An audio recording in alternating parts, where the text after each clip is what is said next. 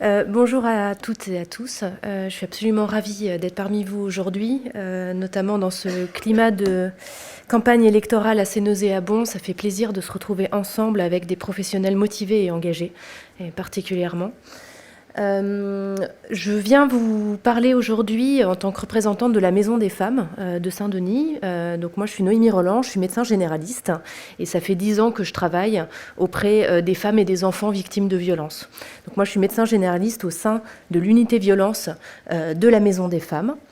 Et aujourd'hui, après vraiment ces deux brillants exposés qu'on a eu juste avant, qui a bien balayé en fait les problématiques liées aux femmes victimes de violences et qui sont dans un parcours de migration, je rajoute une couche, je rajoute une difficulté supplémentaire qui a été la pandémie Covid-19 bien sûr là-dessus. Et donc à partir en fait de l'exemple de ce qu'on fait à la Maison des Femmes, pour vous montrer un petit peu aussi ce qu'on est capable de faire là-dessus, de vous montrer qu'est-ce qui a dysfonctionné du coup à cause du Covid en fait en 2020 et 2021, de vous faire un peu un retour par rapport à tout ça, dans cette spécificité en plus de la prise en charge de la femme victime de violence. Alors les médecins, on est très PowerPoint dans nos études de médecine, donc vous n'allez pas y échapper. Voilà, la Maison des Femmes de Saint-Denis, elle a été créée en 2016 par ma chef de service, le docteur Rada Hatem. Donc c'est tout neuf, on a fêté les 5 ans cette année. On a eu une extension qui a été construite l'année dernière. Et puis il y a des petits qui sont en train de pousser un petit peu partout. On a des maisons des femmes maintenant à Bordeaux, à Reims, à Brive-la-Gaillarde, bientôt à Marseille. On en a 2 à Paris, à la Pitié-Salpêtrière, ça s'appelle Casavia. Et puis à Bichat, une qui ouvrira aussi à l'Hôtel Dieu. Et puis voilà, plein d'autres aussi dans la région Île-de-France et puis en France, je ne vais pas toutes les citer, mais voilà, on est content parce que ça y est, on va former un réseau de ce modèle en fait de la Maison des Femmes. C'est cette maison que vous avez tout à gauche ici, pleine de couleurs. La couleur est d'ailleurs assez annoncée, ça s'appelle Maison des Femmes. Là, elles peuvent déposer leurs bagages. Les agresseurs ne sont pas les bienvenus ici. Et elles viennent en fait consulter dans un lieu, on a voulu ça comme quelque chose d'assez unitaire, où on est tous réunis, tous les professionnels en fait ensemble. Depuis l'ouverture en fait de cette Maison des Femmes, on ne désemplit pas, au contraire, on a à peu près une augmentation de 15% des consultations chaque année. Heureusement, l'équipe aussi s'étoffe pour pouvoir accueillir toutes ces dames. En général, on reçoit entre 50 et 70 femmes par jour, pour des problématiques différentes, mais il y a un flux qui est quand même assez constant et incessant. Voilà. 3 unités dans la Maison des Femmes, en fait. C'est un service hospitalier. Il faut savoir qu'on fait partie, en fait, de l'hôpital de Saint-Denis, sauf que cette maison que vous voyez là a une entrée indépendante. Vous ne rentrez pas par l'hôpital, vous rentrez par une entrée plus discrète, j'ai envie de dire, ou en tout cas plus indépendante par rapport au service hospitalier, mais néanmoins, nous sommes partie intégrante en fait de l'hôpital, et les femmes qui rentrent dans notre cursus, elles rentrent vraiment pour une problématique de santé. C'est pas une problématique sociale en premier plan, même si évidemment tout est lié dans les problématiques des femmes victimes de violences. Elles ont évidemment des besoins sociaux, juridiques, mais en tout cas, c'est le problème de santé qui est mis en avant en fait dans notre prise en charge. Il y a 3 unités donc, dans ce service. Il y a une unité planification familiale, donc avec moi, d'autres collègues médecins généralistes qui sont là pour des consultations de contraception, des suivis de grossesse et toute une activité autour des IVG, bien sûr. Nous avons une unité mutilation sexuelle.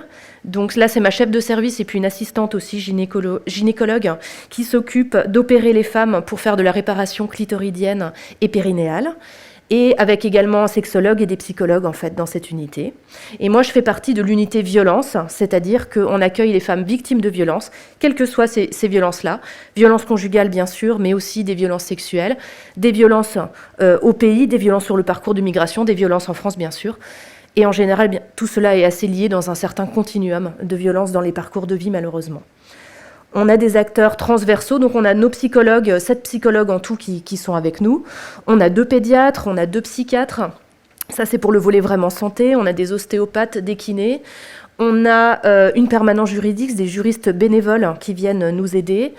On a des policiers, une permanence policière qui vient tous les mercredis avec des policiers qui sont volontaires de la Seine-Saint-Denis, qu'on a formés pour pouvoir accueillir les femmes victimes de violences. Donc elles peuvent venir demander des conseils ou porter plainte dans nos locaux. Elles n'ont pas besoin d'aller en commissariat.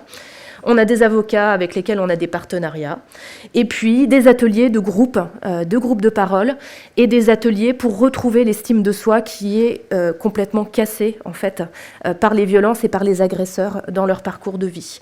Donc de la danse orientale, du yoga, de l'esthétique, des cours de français, des aides à l'emploi aussi pour la resocialisation, et puis des ateliers spécifiques d'art-thérapie de retrouver l'estime de soi.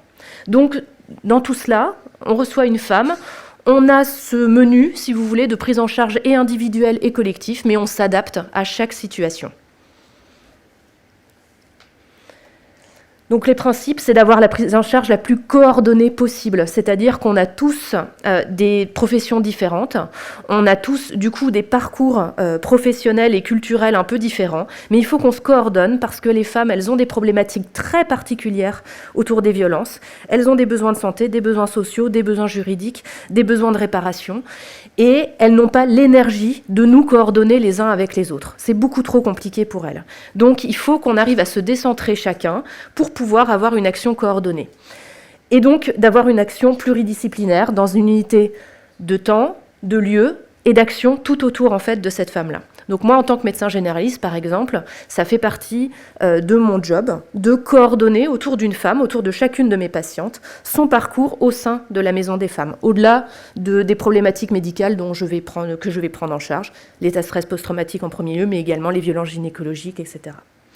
C'est une équipe qui est formée au psychotrauma, qu'on veut la plus bienveillante possible. On essaye de se remettre en question toujours là-dessus pour savoir comment accueillir au mieux les femmes au fur et à mesure.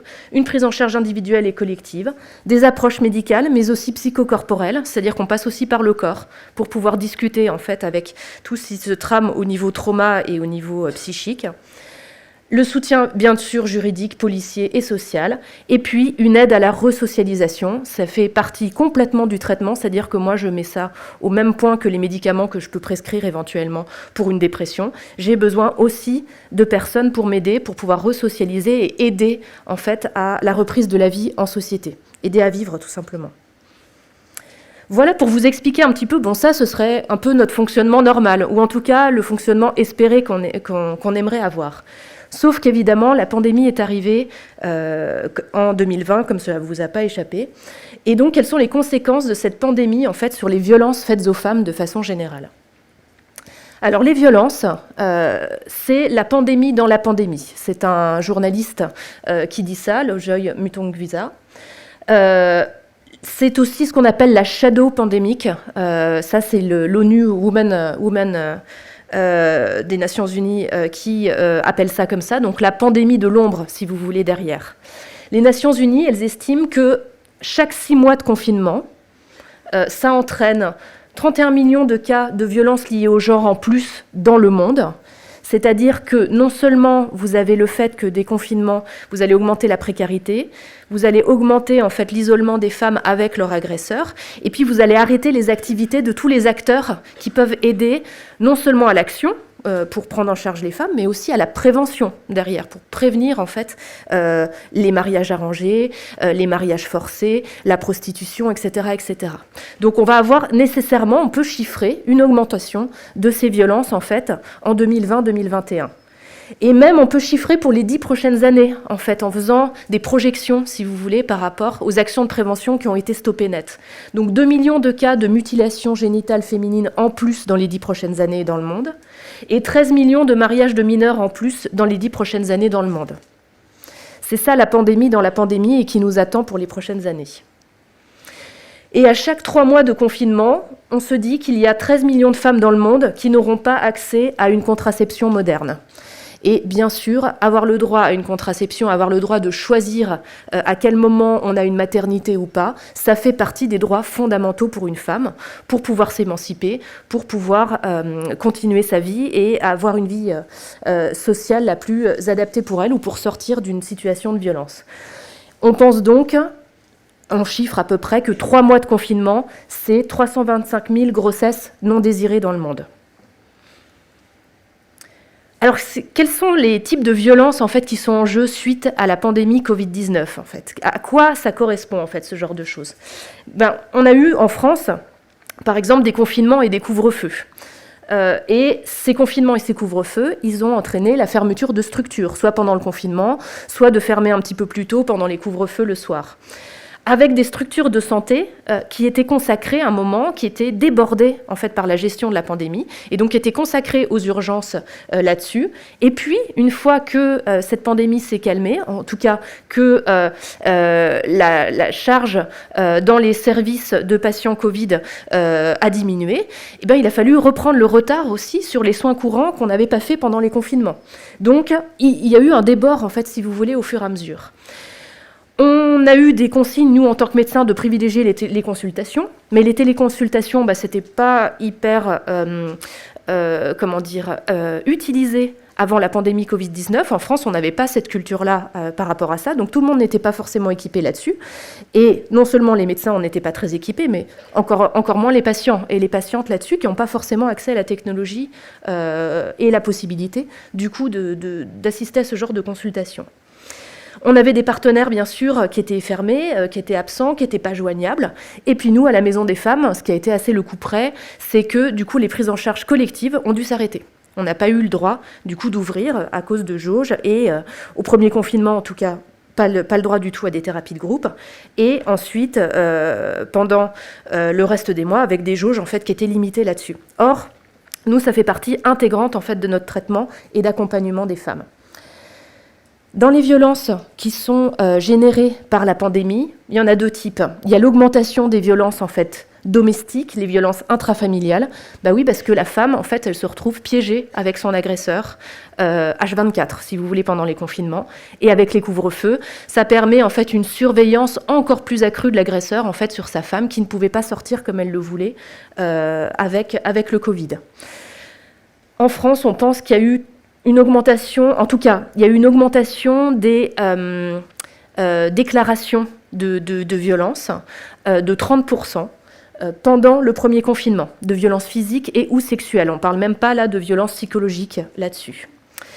On pense que sur l'ensemble de l'année 2020, ça sera à peu près plus 10 à 20%, en fait, si vous voulez, des violences qui ont été déclarées. Ça, ce sont les femmes qui ont eu le courage, l'énergie, la force de pouvoir les déclarer. On pense bien sûr que probablement c'est beaucoup plus important de ça. Et puis l'augmentation de la précarité qui est arrivée derrière l'augmentation des violences domestiques, de la pandémie, de la précarisation en fait des étudiantes, la précarisation des personnes qui étaient travailleurs de première ligne, ont fait une entrée aussi dans la prostitution qu'on a beaucoup remarqué nous dans nos patientes pour pouvoir terminer les fins de mois. Et on a eu énormément en fait de patientes avec lesquelles on débriefe énormément de ces situations. L'augmentation des violences domestiques, mais aussi une augmentation des violences structurelles. Alors c'est un petit peu un anglicisme, on parlait tout à l'heure de violences institutionnelles, administratives, ça recoupe ce genre de choses. C'est les structural violence en fait en anglais, c'est pour ça que je parle de violences structurelles. Elles sont de 3 types, mais je vais les expliciter. L'abandonment violence, c'est la violence de l'abandon, si vous voulez, pour une traduction très littérale. La slow violence et l'uncertainty violence. Ces violences, entre violences domestiques, violences intrafamiliales et les violences institutionnelles, elles ne font pas que s'additionner. Ce n'est pas 1 plus 1. Au contraire, elles se potentialisent et elles s'augmentent l'une et l'autre, en fait, selon un continuum de violence. Donc il faut s'attaquer absolument aux deux pour pouvoir réussir en fait, à faire sortir en fait, une femme de ce parcours, de ce cycle de violence dans lequel elle est enfermée malheureusement. D'abord, la violence de l'abandon ou la violence de la renonciation, si vous voulez. C'est-à-dire que la pandémie de Covid-19 a fait que les équipes de soutien qui étaient autour des femmes se sont effondrées pour des causes diverses, soit par des problèmes effectivement de fermeture, des problèmes du coup de disponibilité. Il y avait aussi des arrêts de travail bien sûr, il y a des personnes qu'il fallait mettre à l'abri parce que personnes fragiles par rapport au Covid.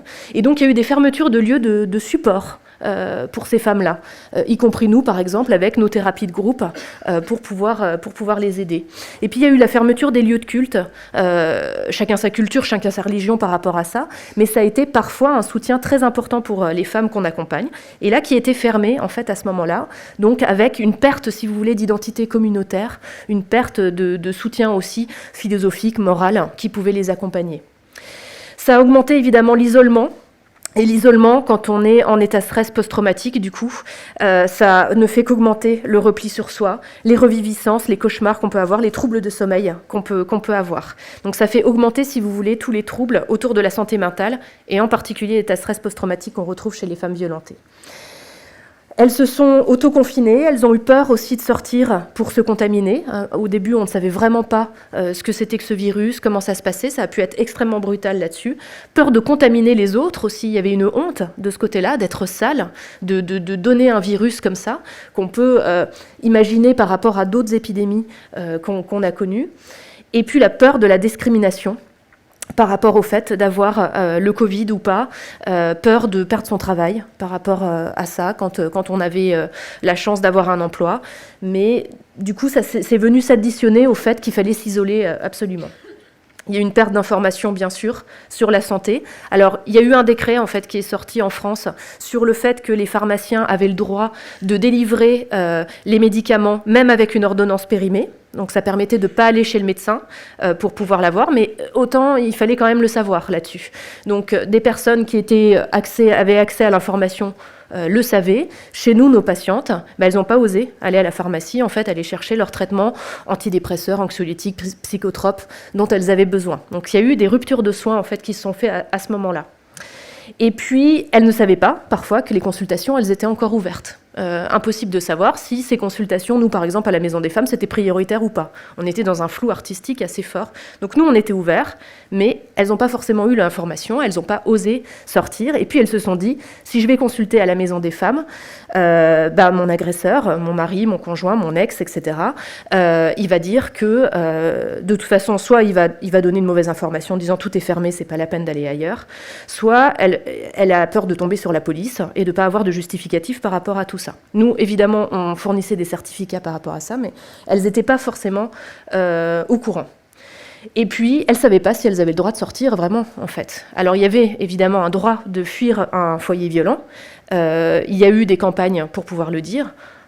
Ça n'a pas forcément accès à tout le monde sur ce genre de campagne. Et donc, elles étaient aussi persuadées, pour la plupart, que personne n'allait les aider si elles sortaient. Donc, il fallait absolument rester avec l'agresseur. Il y a une exclusion en fait des dispositifs. On parlait de gestes barrières, on parlait de prévention autour de tout ça. Mais quand on n'a pas accès à l'hygiène la plus rudimentaire, la plus primordiale, les gestes barrières, c'est quand même très compliqué à avoir. Comment faire pour payer des masques? Comment faire pour avoir accès à du gel hydroalcoolique? Et puis, quand on habite en fait en communauté, quand on habite dans des structures surpeuplées, les gestes barrières, c'est bien beau de les rappeler qu'il faut les faire, mais ça n'avait peu de sens, si vous voulez, à ce moment-là. Et puis, il y a eu Doctolib, après, pour prendre rendez-vous pour la vaccination. Alors ça a été, nous, à l'hôpital, on avait des centres de vaccination, mais on ne pouvait pas prendre rendez-vous directement. Il fallait passer par Doctolib pour pouvoir avoir ces rendez-vous-là. Donc, autant vous dire que pour la plupart de mes patientes, c'était mission impossible, parce que c'était très compliqué de pouvoir s'engager là-dedans, parce qu'il fallait avoir accès à la technologie, parce que qu'est-ce que c'est Doctolib, etc. Ce qui, pour nous, peut-être est facile, mais même, par exemple, même dans nos personnes âgées qui pourraient ne pas avoir de besoin particulier par rapport à ça, c'était déjà compliqué. Donc, de toute façon, ça a fait un frein, ça a fait un problème d'accès aux soins. Et puis, il y a des personnes qui ne bénéficient pas du télétravail, et notamment quand les professions précaires en première ligne, les caissières, les coursiers, toutes ces personnes-là, ils étaient en première ligne, ils ont continué à travailler. Et donc, ils étaient plutôt exclus, en fait, du fait d'être en télétravail, de pouvoir avoir des téléconsultations et des choses comme ça. Enfin, il y avait du coup, du fait de cette violence, en fait, de l'abandon, de la renonciation, ce que je disais tout à l'heure, l'abandonment violence, l'augmentation des sentiments de solitude, de tristesse et de désespoir.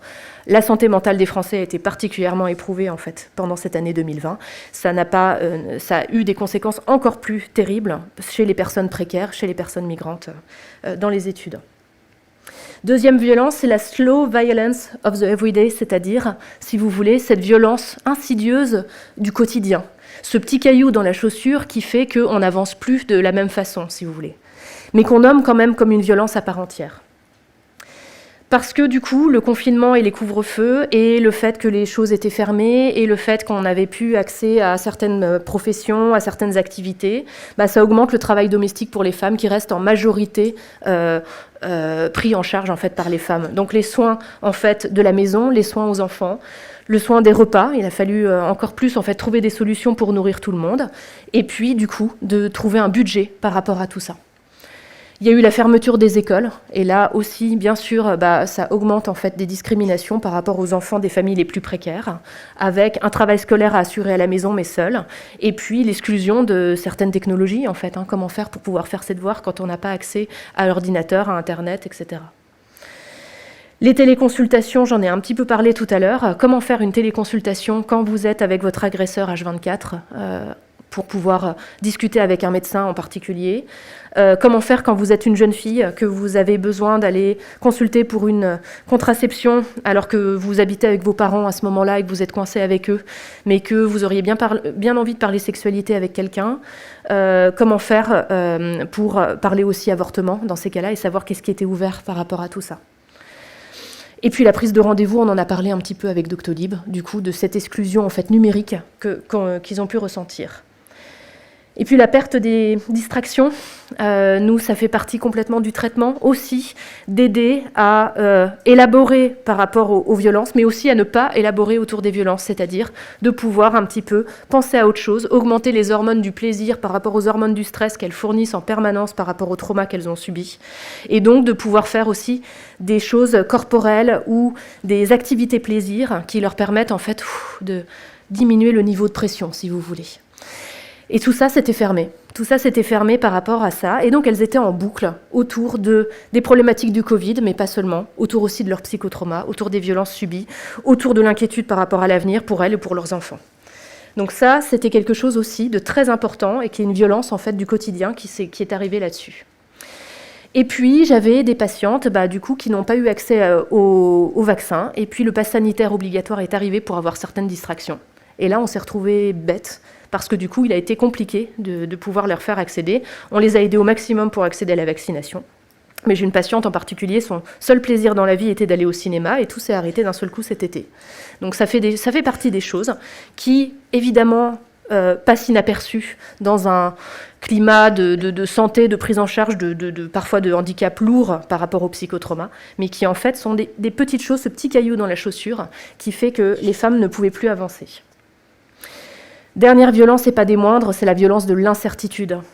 Il y a eu énormément de freins administratifs en fait, pendant 2020 et 2021, des retards de prix, des structures qui ont été fermées, une augmentation du coût de l'attente pour les femmes, et en particulier les femmes demandeuses d'asile, où l'attente est une violence à part entière en fait, pour elles, avec cette espèce d'épée de Damoclès qui reste là-dessus, et qui vient freiner, moi, par exemple, ma prise en charge médicale. Ça vient en lourdeur, si vous voulez, par rapport à ça.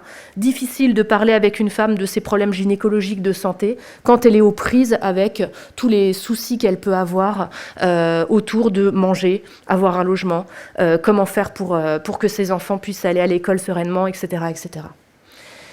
Il y a eu des freins dans les démarches administratives, il y a eu des freins dans la justice. On a eu des problèmes en particulier pour obtenir des ordonnances de protection pendant le premier confinement, parce que du coup, il y avait des fermetures. En même temps, on a eu des services publics qui étaient fermés, et puis on a pu s'appuyer quand même sur un réseau associatif absolument dingue, avec parfois même, je peux donner un exemple d'une association qui s'est créée, qui s'appelle l'association Mamama, qui s'est créée suite à tout ça, pour aider les femmes et les enfants entre 0 et 3 ans. Donc il y a eu en fait, si vous voulez, une solidarité et des prises de conscience, en fait, si vous voulez, individuelles, mais à une échelle plus associative, qui ont été mis en place et qui ont été un bénéfice incroyable. Il y a eu la peur de perdre son travail pour quelques personnes. Et puis, bien sûr, la perte d'informations, la violence de l'incertitude, c'est aussi ça. C'est la perte d'informations sur les droits et sur l'état de santé des proches, parfois, de ceux qui sont restés au pays, où on voyait les chiffres du Covid exploser. Je pense en particulier en Algérie, à un moment, où ça a été un énorme souci, en fait, pour nos patientes qui... elles, peut-être, éventuellement, avaient accès à la santé, éventuellement avaient accès au vaccin, pour celles qu'on a réussi à le plus accompagner, mais qui pensaient à leurs proches qui étaient restés, et notamment les personnes âgées, en fait, au pays. Alors, quelles adaptations ont été possibles ? Donc, je vous ai montré, en fait, la normalité, entre guillemets, à la Maison des Femmes. Je vous ai montré un petit peu en quoi les violences, elles ont augmenté très fortement en fait à cause de la pandémie. Et du coup, qu'est-ce qu'on a pu faire, nous, à notre niveau, par rapport à ça ? Donc ce qu'on sait, c'est que nous, il y a eu un énorme impact sur nos consultations, notamment au niveau du premier confinement. Mais pas que, mais c'est surtout là où ça s'est passé, c'est-à-dire qu'on a eu presque moins 40% de consultations en avril 2020 par rapport à avril 2019. Donc on a eu tout d'un coup un espèce de gap de ce côté-là. Or, on ne peut pas croire que pendant ce temps-là, il n'y a pas eu de violence, c'est pas possible. Et puis, il y a eu plus 27% en juin 2020 par rapport à juin 2019. Donc, il y a eu dû avoir une adaptation dans l'autre sens. On a été débordé très rapidement, en fait, à la sortie de ce confinement. Évidemment, on a maintenu la structure ouverte. On est un service hospitalier. Et en plus, l'OMS avait fait une liste des services qui devaient rester essentiellement ouverts pendant la pandémie, en fait, au niveau mondial. Et les services de soins de santé sexuelle faisaient partie de cette liste. Donc, on a pu bénéficier de ça, avec des consultations qu'on a mis sans rendez-vous, du coup, à ce moment-là, pour pouvoir vraiment gérer le flux comme ça venait, en fait, si vous voulez, pour pouvoir les aider. Il y a eu des fermetures des blocs opératoires, parce qu'il y a des blocs opératoires qui ont été transformés en réanimation.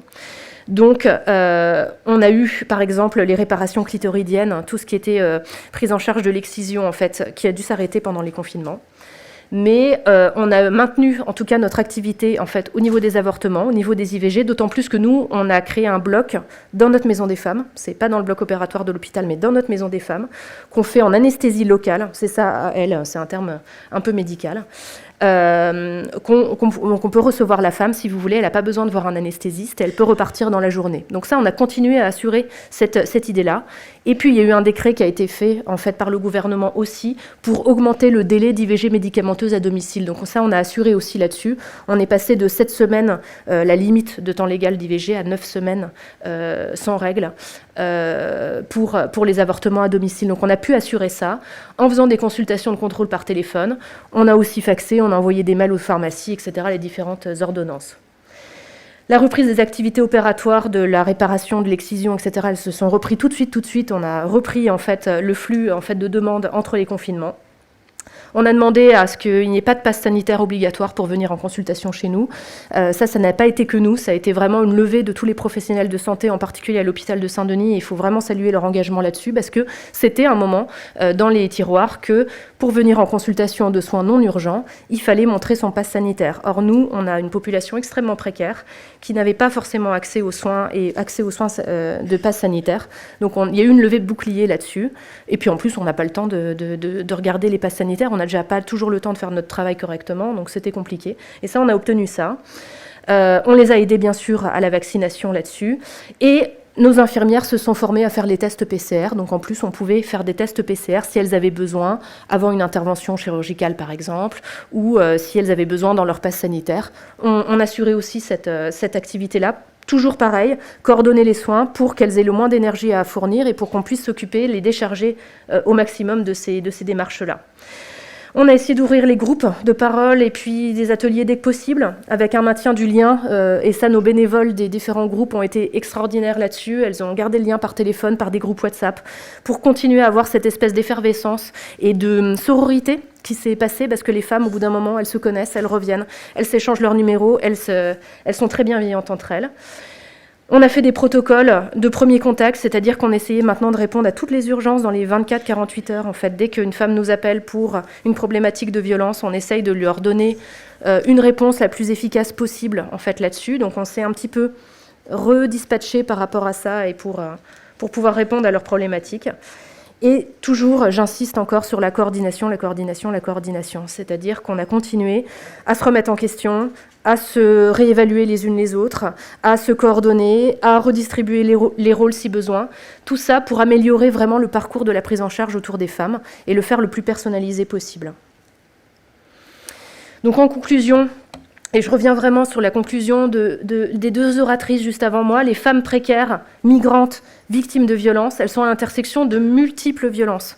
Donc non seulement domestiques, intrafamiliales, que je pourrais gérer pour des patientes qui n'ont pas ces problématiques-là, mais en plus avec des violences structurelles qui viennent se rajouter, et non pas s'additionner, mais vraiment, j'insiste encore, se potentialiser en fait avec tout ça. Les services de santé sexuelle et de lutte contre les violences doivent rester des services de soins essentiels pendant ces crises sanitaires. On en aura d'autres, des crises sanitaires, on en a eu d'autres avant, en fait. On a la mémoire courte, mais il y a eu d'autres choses. Et puis surtout, dans d'autres pays du monde, il y a eu d'autres crises sanitaires et on a tendance à ne pas vouloir regarder. Mais il faut vraiment se dire que ça doit se pérenniser. Il faut absolument que ces santé de soins sexuels et reproductifs restent une priorité. Et quand on voit, encore une fois, les campagnes électorales en ce moment, on se dit que vraiment, il faut absolument se battre pour ça. Et dernier point sur lequel aussi je voudrais insister, ce sont les filles, les petites filles qu'on peut recevoir nous aussi à la Maison des Femmes. On a 2 pédiatres qui viennent nous aider en appui là-dessus. Et les jeunes filles, elles doivent surtout pas être oubliées des dispositifs. Elles ont cumulé encore plus de violences par rapport aux autres femmes. Elles ont moins d'informations, elles ont moins d'accès aux droits. Elles sont plus à risque d'avoir des grossesses indésirées, plus à risque du coup de demander des avortements. Donc il faut qu'on soit particulièrement vigilant avec elles. Elles avaient moins accès à l'ordinateur pour faire des téléconsultations, etc. Donc ça, c'est quelque chose sur lequel il faut qu'on reste encore extrêmement vigilante pour les années à venir. Je vous remercie beaucoup.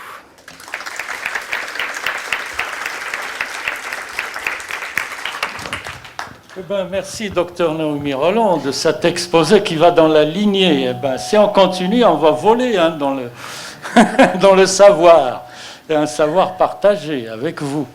Donc, on a le droit à 3 questions, sinon on ne sort pas d'ici. Ben, merci la CIMAD que je connais il y a plus de 50 ans que j'ai connu la CIMAD.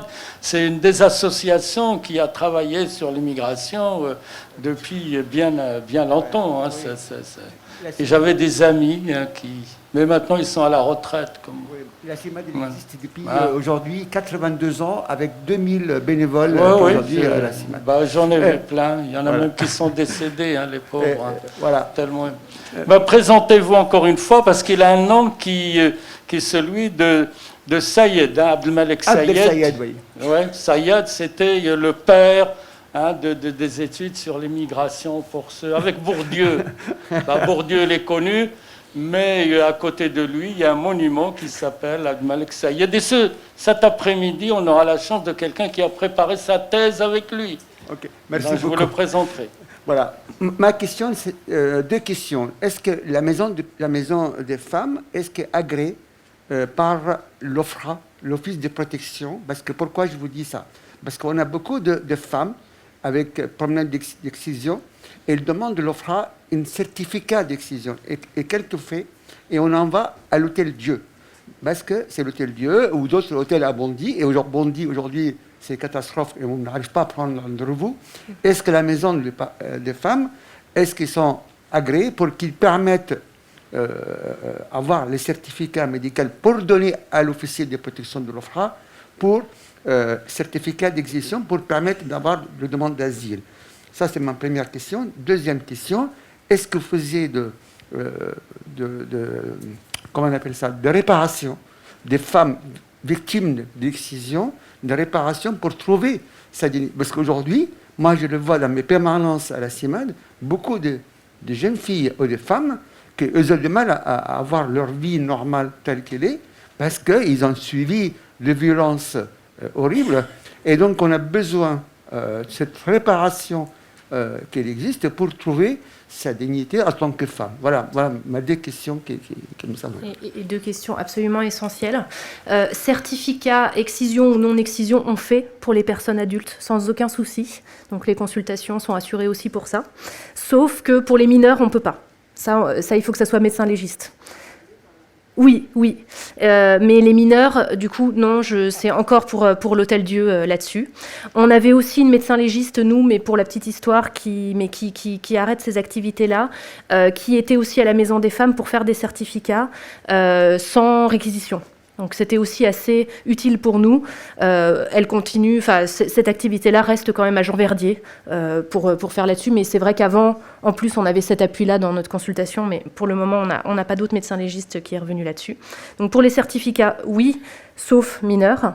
Et puis, la prise en charge autour des mutilations génitales. Il y a ce côté réparation chirurgicale. Oui, bien sûr. Parfois, il n'y a pas d'indication à le faire. Ce n'est pas automatique, si vous voulez. Ça dépend de ce qu'on peut faire comme geste ou quoi. Mais de toute façon, il y a un accompagnement qui se fait autour aussi, psychologique et sexologique. Parce qu'au-delà de ça, au-delà du côté anatomique, qu'on peut ou pas réparer, ou en tout cas qu'on peut potentialiser comme on peut, la sphère génitale, elle peut être aussi le lieu de souvenirs de souffrance absolument énormes. Et au-delà de la réparation qu'on peut faire, nous, dans notre geste médical, il y a aussi toute une réparation psychique à avoir. Et je suis d'accord que ça vient interroger la dignité, ça vient interroger la personnalité, l'identité de femme autour de tout ça. Donc c'est un grand chantier à faire. On fait ça vraiment en pluridisciplinaire là-dessus, parce qu'on sait à quel point ça vient interroger en fait l'intime et le collectif. Je peux dire un mot, parce que j'ai encore une lettre du président du tribunal de grandes instances de Bobigny. C'était, si vous vous rappelez, je ne sais pas s'il y a des anciens, au début des années 90, il y avait une famille qui a mutilé sa fille à Aubervilliers. Et ça fait un beau médiatique, comme quelquefois, comme on assiste actuellement, vous avez bien signalé. Donc il y en a qui sont là pour voir le mauvais côté, bien sûr, de la chose. Et j'ai, au nom de Migration Santé, j'étais au tribunal pour dire que c'est une atteinte, parce qu'il voulait quelqu'un quand même de l'immigration représentatif, et j'avais témoigner comme quoi c'est une atteinte à la dignité de la personne et que si ça se fait ailleurs, il ne faut pas que ça se fasse ailleurs, ce genre d'atteinte grave à la personne, et qu'ici en France, il y a des lois, il y a des règles, et que c'est la citoyenneté qui doit primer, qui commence à la naissance jusqu'à la fin.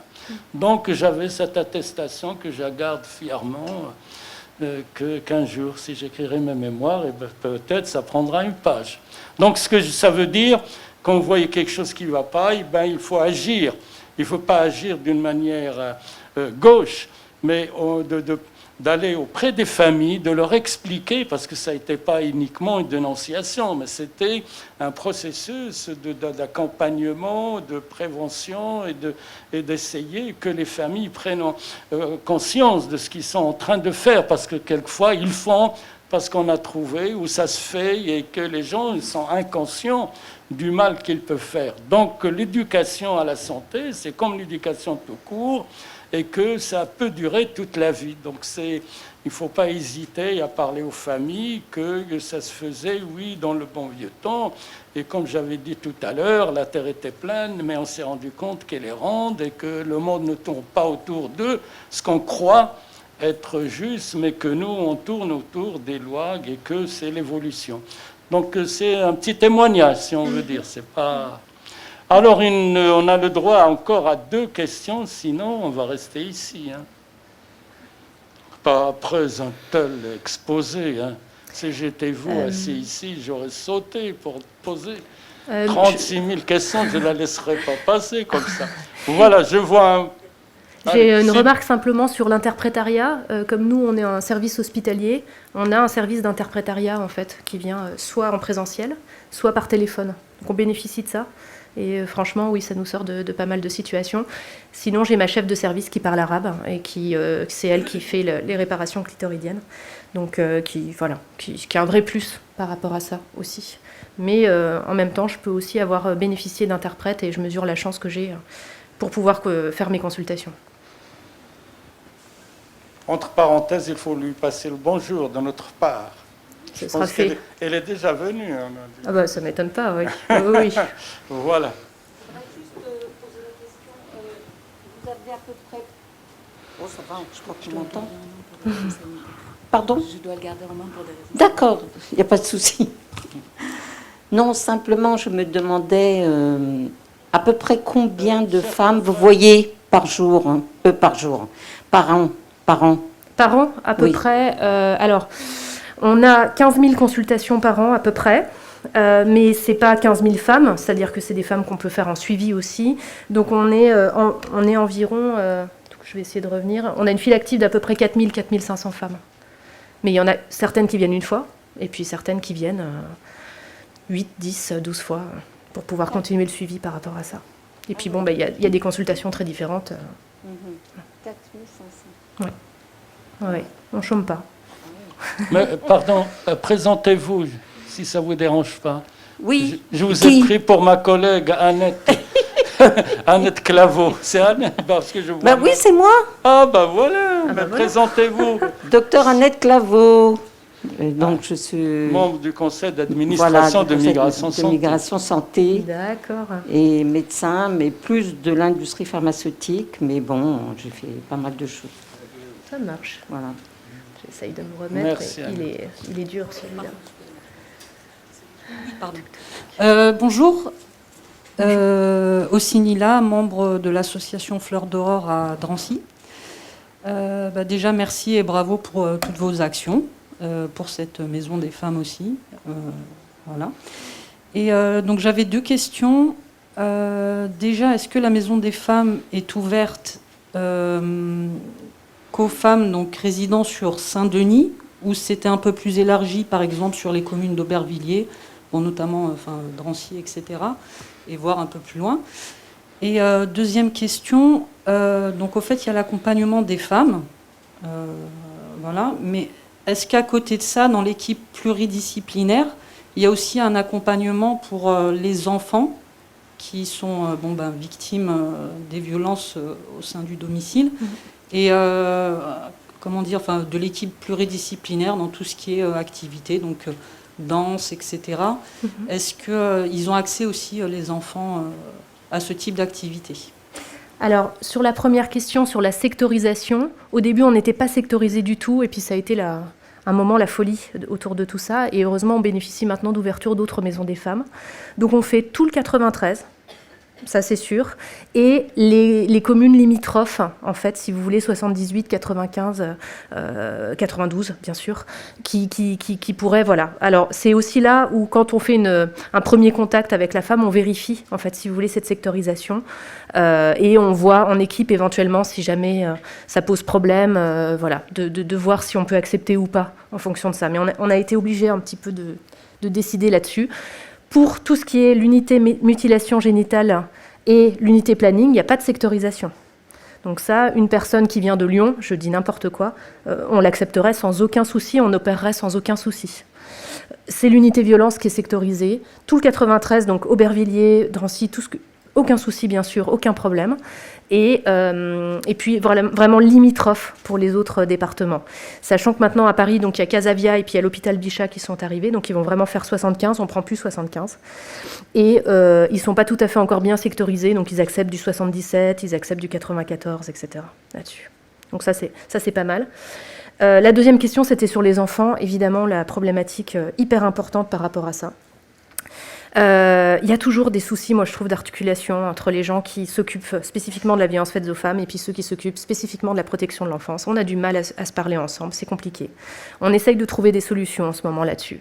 Mais évidemment, il y a un air de la guerre qui se fait là-dessus. Ces enfants, ils sont victimes de la même façon que leur maman. Et les femmes aussi, ça peut être un frein à partir, tout simplement. Non pas que l'enfant est un frein en lui-même, mais en tout cas, les conséquences sur ces enfants ne sont pas du tout négligeables et ça peut être compliqué pour elles du coup de fuir un foyer violent. On a mis en place maintenant un binôme pédiatre et pédopsychologue ensemble qui nous font des évaluations.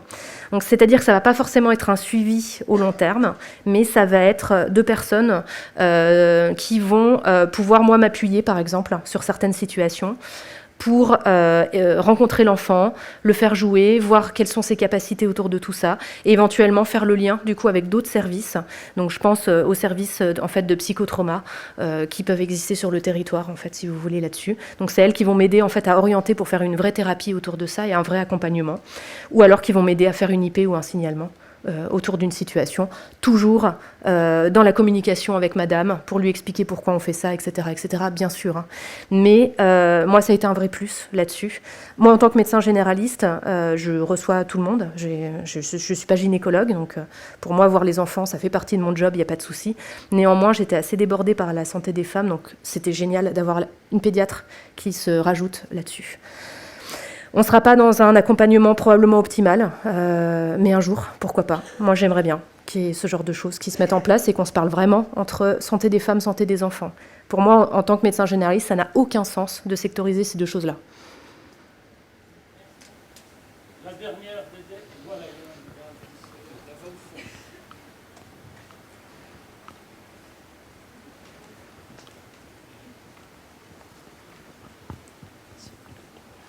Bonjour, je m'appelle Grigor Atanassovski, je suis formateur.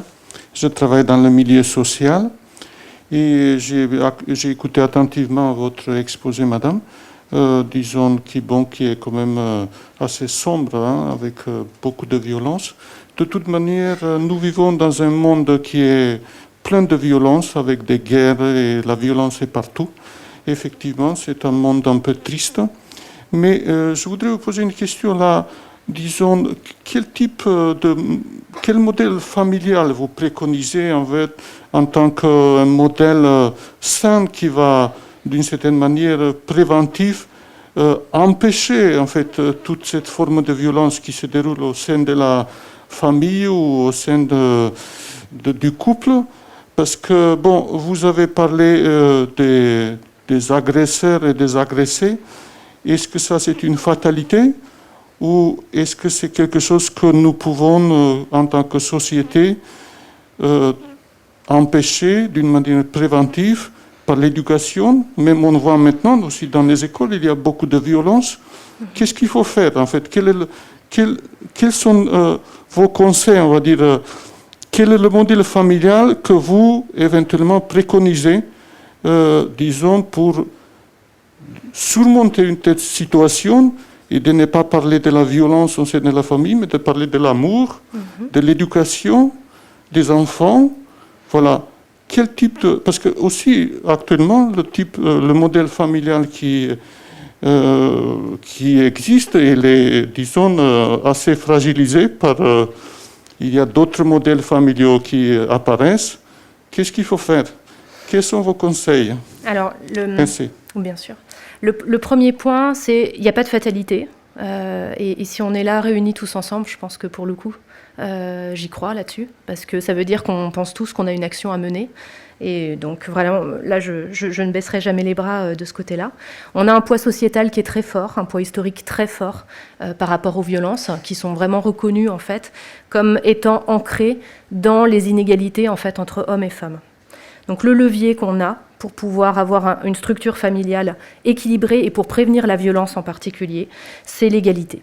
C'est vraiment l'égalité entre femmes et hommes, et j'ai envie de vous dire du coup entre petites filles et petits garçons en fait là-dessus. À la Maison des Femmes, on met des actions de prévention, on va dans les collèges, on va dans les lycées. Je pense que l'idéal ce serait d'aller en maternelle, clairement, parce qu'on sait que ces inégalités, elles se forgent très très fort en fait dans les esprits très très tôt dans la vie. Mais on peut tout à fait casser les cycles des violences en apportant de plus en plus en fait d'égalité autour de tout ça. Il y a la grande étude en France sur les violences, elle commence à dater, hein, c'était en 2000-2001. C'est l'étude ANVEF qui avait été faite en fait sur les violences intrafamiliales en France. Depuis, il y a eu l'étude Virage en fait en 2015, mais qui n'a pas eu le même retentissement là-dessus. Donc en 2000-2001 en France, on s'apercevait que les foyers où il y avait le plus de violence, c'était les foyers les plus inégalitaires. C'est-à-dire des foyers où les femmes étaient plutôt en temps partiel, où elles gagnaient beaucoup moins, ou alors elles étaient étudiantes, retraitées ou au chômage par rapport à tout ça.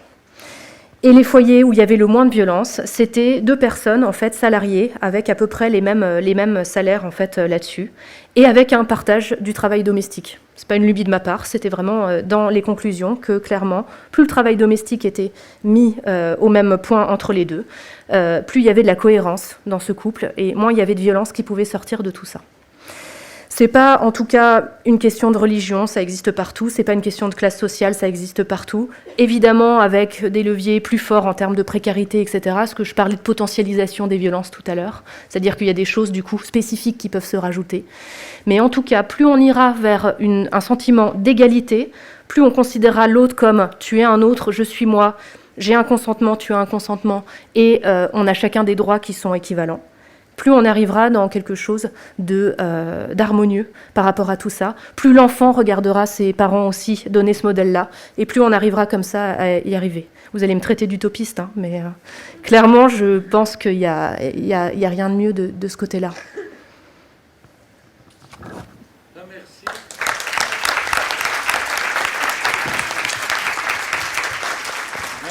Merci, docteur. Eh ben, il me reste que remercier nos intervenants de ce matin. Ça se complétait et on a terminé avec une apothéose. Hein, Et je vais vous dire que d'habitude, on est en train de rédiger les actes du dernier colloque qui était sur les déviances, transgressions et radicalité. S'il y en a un parmi vous, mais avant la fin de l'année, il y a un article qui est prêt, je peux le proposer au comité de rédaction. Ceci étant, puisqu'on se retrouve comme dans un colloque, eh bien, on peut faire les actes de cette journée. J'ai parlé, on a parlé avec ma collègue à côté, elle est prête. J'ai vu que vous avez des notes, il suffit de rédiger. Donc déjà, on a 3 articles. Ceux d'après-midi, je vais essayer. Mais surtout, à partir des questions que vous avez posées, des réponses, on peut faire une partie de cet ouvrage. Et s'il y a quelqu'un parmi vous qui veut écrire sur le thème d'aujourd'hui, eh ben, comme la revue de Migration Santé sort de temps en temps maintenant, avant ça a été trimestriel, on sort des ouvrages que vous pouvez voir, quelques exemplaires ici ou là sur la table. Donc voilà, c'est un appel et je vous demande d'être à l'heure à 14h, comme ça on peut terminer à l'heure. Et je vous remercie encore une fois et c'était fantastique.